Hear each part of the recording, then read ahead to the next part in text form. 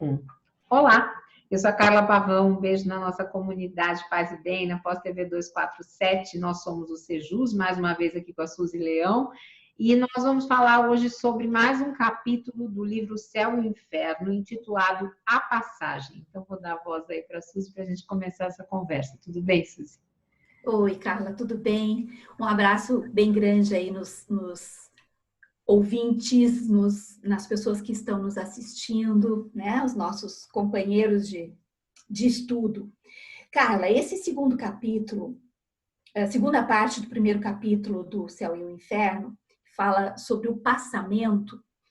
Ele não é muito longo, tá? E eu acho que a gente vai conseguir falar de uma forma assim bem tranquila e bem rápida. Ele usa o termo o passamento. Nós, pelo menos aqui no Rio Grande do Sul, nós costumamos usar muito o termo desencarne, né? Que por sinal é um termo estranho, assim, na verdade, mas enfim. Então, muitos espíritas de alguns lugares podem pensar, mas aqui a gente usa desencarne, aqui a gente usa, né? Ele usou o termo passamento. E ele tenta colocar de forma bem assim, como sempre, como todo o trabalho dele de forma organizada, a questão de como se passa, digamos assim, como acontece o passamento, né, para as pessoas. Quais são os tipos, quais são as formas, quais são as sensações. Basicamente, uma das coisas que a gente precisa, e isso é uma coisa muito bonita até, que a gente precisa ter sempre em mente que a morte, que é algo que na nossa sociedade ocidental se fala tão pouco, né? Na verdade, a morte ela é um tabu ainda, né? De se conversar, mas ela é a única coisa extremamente democrática. Ela acontece para todas as pessoas, para ricos, para pobres, para religiosos, para ateus, para materialistas, para espiritualistas, todas as pessoas vão fazer esse passamento, né? Esse ritual de passagem que é a morte. E antes da gente entrar nas maneiras aqui, nas classificações, uma coisa que também é interessante e é importante que a gente grave é que todos nós, quando reencarnamos, né, quando o nosso espírito começa a movimentar, digamos assim, um corpo físico, todos nós recebemos, eu vou usar um símbolo, tá? Uma linguagem. Recebemos uma quantidade de fluido vital, como se a gente tivesse recebido um tubo, assim, né, de fluido vital, que é aquele fluido vital que vai animar esse nosso corpo durante a nossa existência, e quando esse fluido se esvai, o nosso corpo físico morre. Ou, quando acontece alguma morte violenta, esse fluido se esvai de forma abrupta, né? Então, sabendo disso, é fácil para a gente entender que se eu recebo, digamos, essa dose de fluido vital e o meu passamento, o meu desencarne acontece naturalmente, com o meu corpo físico já envelhecido, aquela coisa da morte natural mesmo, sem nenhum tipo de violência, evidentemente que este momento vai ser um momento suave, um momento mais tranquilo, né? Então, as pessoas que desencarnam, que passam esse ritual de passagem, que fazem essa transição naturalmente, né? Com a velhice, sem nenhum tipo de morte violenta, morte súbita, essas pessoas passam de uma forma serena, de uma forma tranquila. O desligamento é feito, porque o nosso espírito, Carla, ele é preso, digamos assim, ao corpo físico por laços fluídicos, e esses laços fluídicos, eles se esvaem, eles se diluem quando este reservatório de energia vital se esvai. Uma morte violenta, por exemplo, não é uma pessoa jovem, está com o corpo físico ainda em plena saúde, sofre um acidente, o seu reservatório de fluido vital ainda está, né, bem grande, bem abastecido, aquele corpo físico teria condições de viver mais. Só um minutinho. Aí, a pessoa sofre um acidente. A ruptura dos laços fluídicos que prendem o espírito ao corpo físico, ela é abrupta por causa do acidente. E essa ruptura abrupta, porque o corpo físico ainda tem muita energia vital, ela é mais demorada, ela é mais, digamos assim, não é uma coisa tão leve, né? Uma pessoa que está numa cama com uma doença, já velhinha, papapá, ou nem tão velhinha, digamos, já está com uma doença há mais tempo, aqueles laços fluídicos que unem o espírito àquele corpo que está adoecido por muito tempo, aqueles laços já estão também muito maleáveis, já estão muito leves, muito frágeis. E a ruptura normalmente é muito tranquila. Eu digo isso porque, falando do passamento, falando do desencarne, a gente lembra do suicídio, né? E agora, nesse momento que a gente está vivendo, um momento de pandemia, Carla, se tu quiser interromper, a qualquer momento tu faz um sinalzinho. Nesse momento de pandemia, a gente percebe que existe muita angústia no ar, muita angústia. E a gente percebe que existem pessoas que estão pensando e muitas vezes exteriorizam isso, né? Então, são pessoas que estão com o corpo físico pleno ainda, estão com o seu reservatório, eu estou usando essa figura de linguagem, tá? Esse reservatório de fluido vital, para que as pessoas possam entender, né, de uma forma mais simples. Então, ela está com aquele reservatório ainda pleno, está com o seu corpo físico ainda pleno, aí o suicídio vai causar um choque muito grande. E os laços fluídicos que unem o corpo físico ao espírito ainda estão muito fortes. Então, é um momento de dor. É um momento de, não aquela dor física, mas de sofrimento emocional, espiritual. A gente precisa lembrar que nesses momentos que a humanidade passa por crise, como aconteceu em 2029, existe essa questão das pessoas tirarem a vida, né, que já é uma questão que vem, né, tem um suicídio a cada 40 segundos no mundo, agora esse tempo já deve estar reduzido, e também tem a questão daqueles que não querem os cuidados, né, eu conheço bastante gente que durante essa pandemia disse, olha, se eu for para o hospital, eu não quero ser entubado. Se bem que agora também não tem nem sedação quase, né, o suficiente. Enfim. Eu acho que nem tem como. Eu não quero ser entubado. Então, também essa é uma questão que você, né, tem aquele fluido, dependendo da sua idade, se for um jovem, né, tem o fluido e tal, fazendo uma opção. Um corpo doente, um corpo adoentado, os laços, eles se afrouxam com mais facilidade. O que eu estou querendo dizer é que, assim, todos nós morremos, mas existe um ciclo natural que precisa ser respeitado, que é o ciclo necessário para que a nossa reserva de fluido vital seja utilizada, né? Alguns vão morrer mais jovens, outros vão morrer mais velhos, mas se a gente antecipar esse momento, e aí falando especificamente do suicídio, ou mortes violentas, né? Mortes por crimes, por acidentes, que muitas vezes são coisas que atravessam o caminho de determinadas pessoas, mas que poderiam ter sido evitados. Eu não acredito nesse determinismo sabe? Não existe esse determinismo, tipo assim, a pessoa nasceu e não é assim. E o Livro dos Espíritos fala muito sobre isso, né? Não existe isso de que a pessoa nasceu e está determinado lá que vai ter um atropelamento. Não é assim. Todos nós vamos morrer, mas nós não sabemos como. Aí entra a questão da nossa vida. Nós vamos caminhando e a vida que vai se encarregar.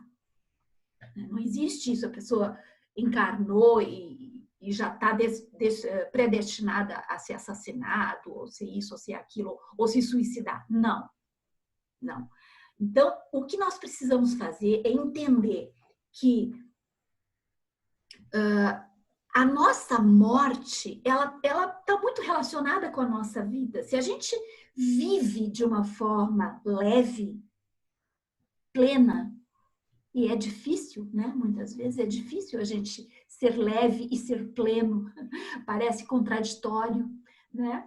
Porque parece que uma pessoa leve tem que ser alienada, mas nós podemos ser leves e plenos. Então, se a gente consegue esse malabarismo de viver de uma forma intensa, que não seja pesada, a gente vai conseguir chegar ao final dessa trajetória de uma forma leve também, né? De uma forma plena.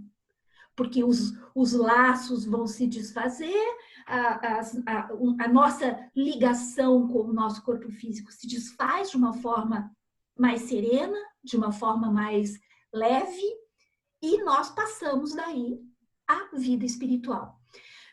Todas as pessoas acabam por algum momento, algum tempo, passando por um período que se chama de perturbação, né? A erraticidade. Por quê, Carla? A gente que trabalha com trabalho mediúnico, a gente sabe direitinho quando a pessoa está recém-desencarnada, ela fica perturbada. Ela não tem noção do que está acontecendo. É muito rápido.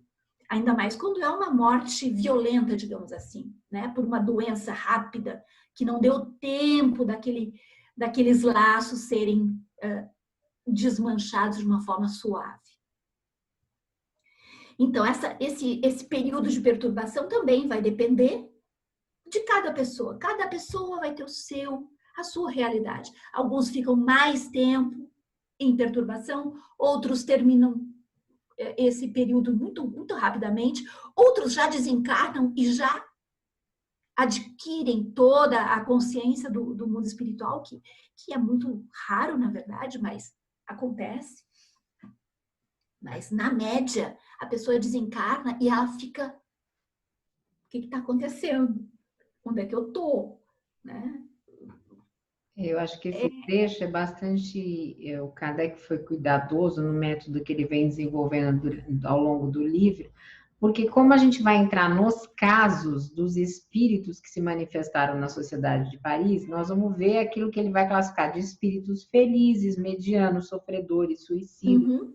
Então, ele está já dizendo, olha, dependendo de como foi o seu desencarne, mais ou menos você vai ter uma ideia do que vem lá do outro lado para você. Então, vamos cuidar dessa passagem, né, com serenidade, com mais amor. E é verdade, a Suzy está conosco na mediúnica do Sejus, e a gente tem visto muitos espíritos que estão mesmo bastante perdidos nesse momento que o desencarne é massivo. Sim, sim. Nesse momento, com muitos desencarnes acontecendo ao mesmo tempo, além de ser um momento tenso e denso, né, para todas as pessoas que fazem parte dessa sociedade, vocês imaginam o processo do outro lado. Os trabalhadores espirituais, digamos assim, aqueles que fazem esse socorro. Porque os laços, muitas vezes, Carla, eles precisam ser desmanchados. Né? Então, existem espíritos, digamos assim, que fazem um papel de socorristas ou médicos mesmo, espirituais, que atendem determinados casos quando os laços estão com muita dificuldade de serem desmanchados, né? Desatados os nós. Existem casos que não há necessidade de fazer isso. O corpo morre, perde aquele reservatório de fluido vital, ele é totalmente extinguido, os laços se desfazem com naturalidade, o espírito se desprende, vai para a espiritualidade, confuso muitas vezes, ou inconsciente, né? Na espiritualidade, então, ele vai ser socorrido. Outros casos, o corpo pereceu, o espírito, a pessoa, né? O espírito ainda tem um reservatório grande de energia vital, aí precisa socorristas ali para ajudarem o processo do desligamento. Mas não existe dor física, entende? Muitas pessoas têm medo dessa questão da morte, porque medo mesmo de sofrer dor. E é importante que a gente diga isso. Não existe dor física. Não existe. As sensações que podem acontecer, sensações psíquicas que podem acontecer, estão muito mais relacionadas à forma, ou é muito rápida, ou é uma dor emocional de não ter conseguido se despedir das pessoas e tudo mais, enfim. Né?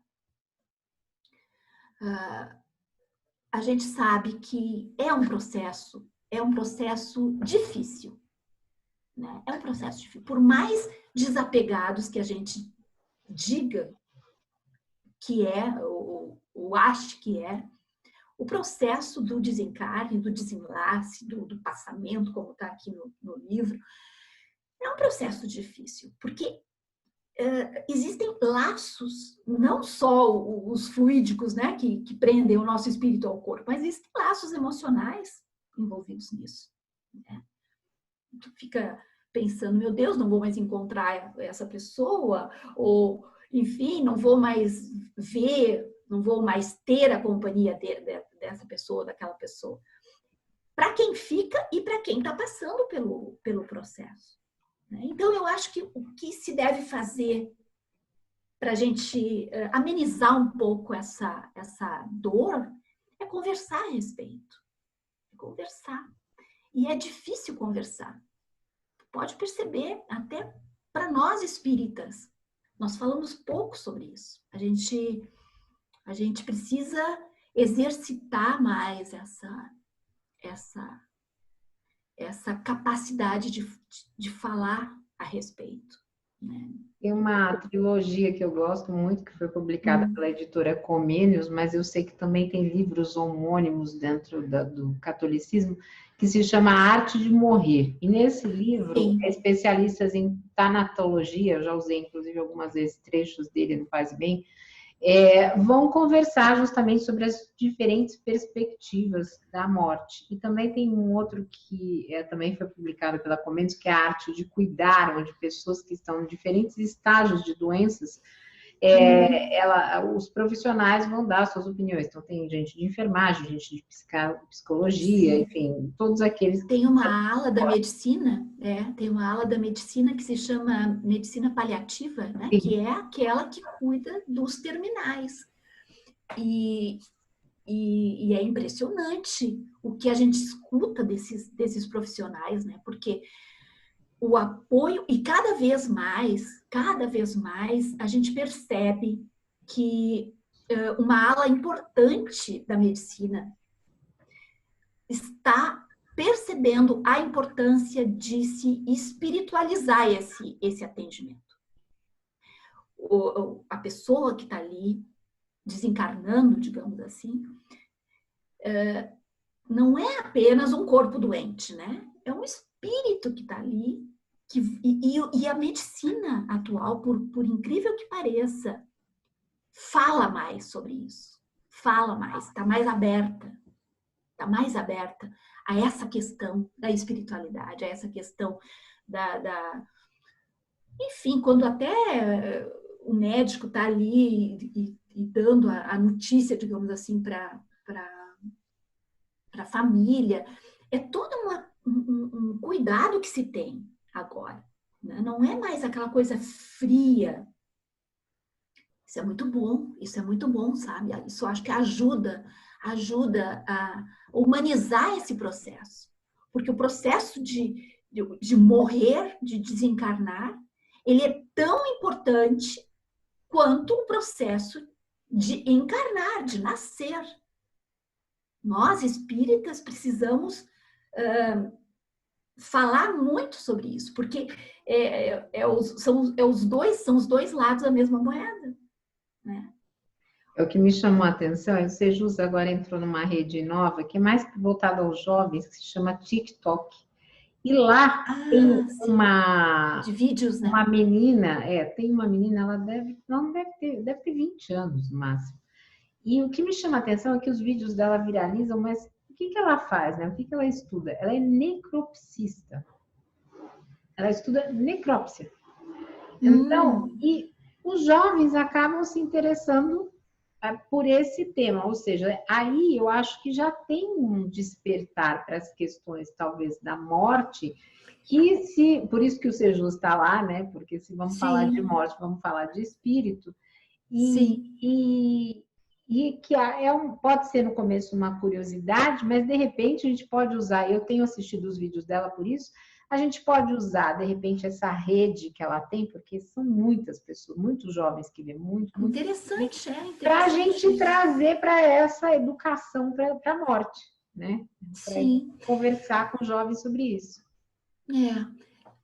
Na verdade, quando a gente fala da morte, nós espíritas temos uma visão diferente daquela visão médica, né?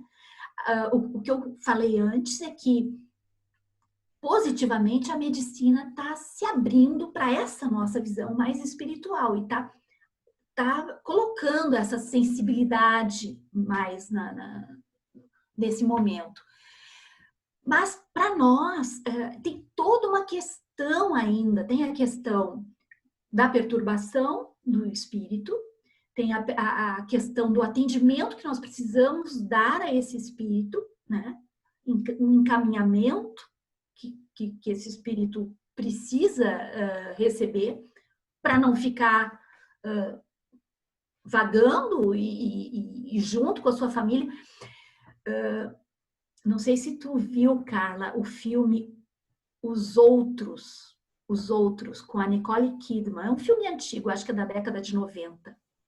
Eu não me recordo, o nome não me é estranho, mas eu não É sensacional o enfoque que eles deram, que é uma família que acha que está sendo invadida por outras pessoas. Só que, na verdade, essa família estava desencarnada.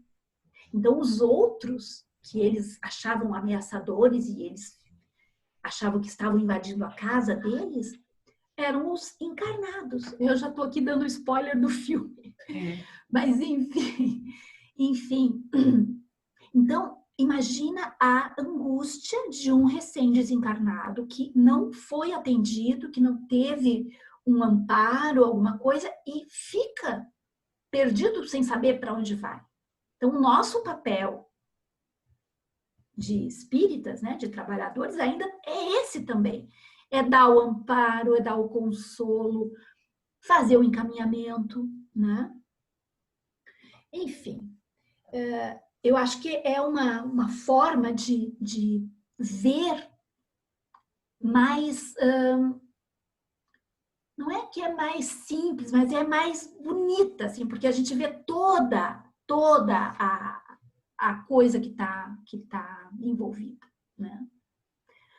E não adianta, é a coisa mais natural, é a única verdade que todos nós temos, é a verdade que nós vamos desencarnar, né? Resta apenas a gente estar pronto, estar preparado, porque eu acho que esse treinamento é uma coisa que a gente precisa fazer durante todos os minutos da vida, né? Saber que realmente vai acontecer, um dia vai acontecer, não fazer uma busca para isso, tipo assim, eu sei que vai acontecer, então eu vou me largar. Não. a gente precisa ter o nosso sentido, o nosso instinto de conservação bem aguçado para não entrarmos em perturbação, né? Desencarnar no momento certo, no momento que o nosso depósito de fluido vital, ele aqui usa fluido perispiritual também, então, se as pessoas lerem aqui no texto, é a mesma coisa. O fluido vital, o fluido perispiritual, que é aquilo que nos cola, né, ao corpo físico, o perispírito ao corpo físico. O espírito envolvido no perispírito ao corpo físico. Então, a gente sabendo disso, a gente tentar fazer da nossa vida uma caminhada serena, tranquila, intensa, né? Viver, usar esse nosso reservatório de vitalidade de forma plena e entender que as formas são diferentes, né? Tem pessoas que fecham os olhos e o espírito já está liberado, né? E outros não.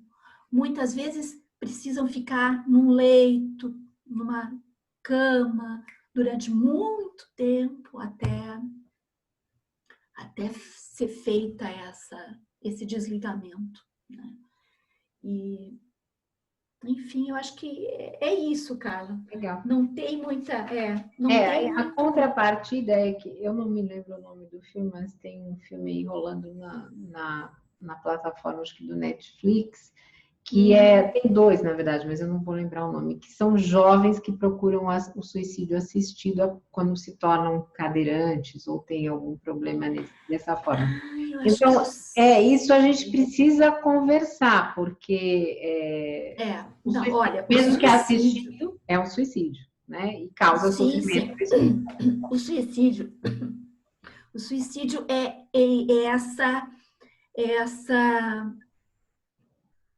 essa, digamos assim, ruptura drástica.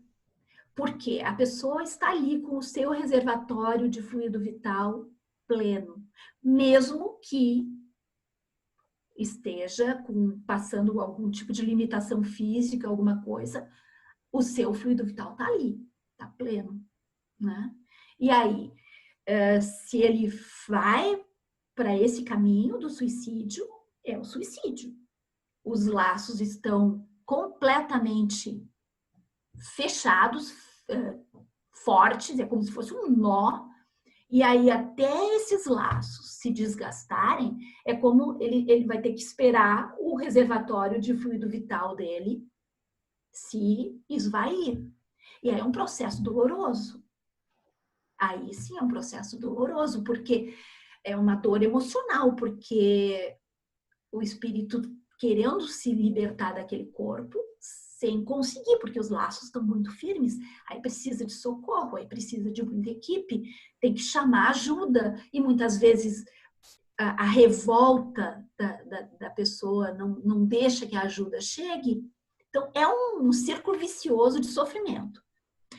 Quando uma pessoa opta pelo suicídio, tu vê, né, Carla, o tema de hoje não é exatamente o suicídio, mas acaba nós precisando falar a respeito disso. Quando uma pessoa opta pelo suicídio, o que motivou a pessoa a fazer isso é querer botar um ponto final ao sofrimento, né?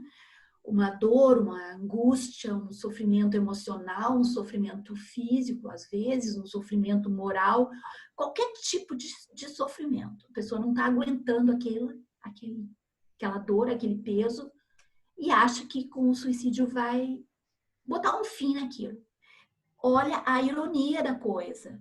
Olha que tristeza. Não bota fim. Não bota.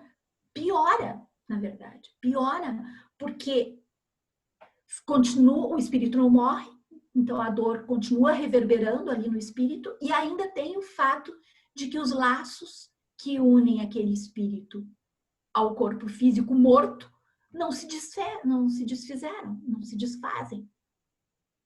Então, é uma situação muito triste, muito pesada, na verdade, sabe? E eu acho que que falar a respeito disso com as pessoas, explicar esse lado da coisa é muito necessário. Um momento triste que a gente está vivendo, um momento de muita dor emocional que a gente está vivendo, é muito necessário que a gente fale sobre isso, né? Mesmo sendo muito triste, muito pesado, assim, muito difícil. Legal. Então, tá bom. Então, nós chegamos ao fim. Isso. Nós somos o Sejus. Se você quiser estudar conosco por aplicativo, nos procure nas redes sociais, em mensagem privada, mande o seu celular e venha estudar conosco. O canal do Sejus desenvolve outros projetos. Então, fique à vontade, se vocês puderem, curtam e compartilhem o vídeo. Obrigada, Suzy. Um beijo em todos e todas. Tchau, Carla. Gente, paz e bem. Tchau. Tchau.